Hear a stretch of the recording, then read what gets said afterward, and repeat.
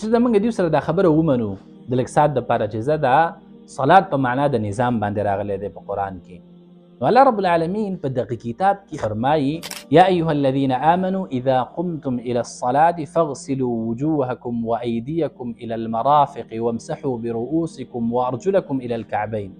الله رب العالمین دلته مؤمنانو ته فرمایي چې کله تاسو مونځ ته ودرېږئ نو مخکې د دې نه چې دی تاسو طهارت خپل کوئ، اودس وکئ او دا طریقه ورته ښایي.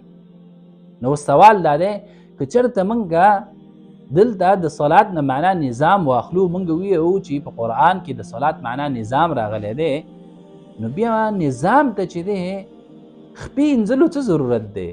د مسې کولو څه ضرورت دی چې الله رب العالمین په دې آیات کې فرمایي یا ایها الذین آمنوا اذا قمتم الى الصلاة فاغسلوا وجوهکم وایدیکم الى المرافق وامسحوا برؤوسکم، خپل سرونو باندې مسح وکئ، وارجلکم الى الكعبین، او خپل خپې چې دی هغه وینځئ تر ګیټو پورې. نو نظام ته خپې انځلو دا څه معنا ورکوي؟ دا خو غیر منطقي خبرې دي چې دا خلک یې کوي. دا خلک صرف د خپل خواهش تابعداري کوي، نور هیڅ خبره نشته دی.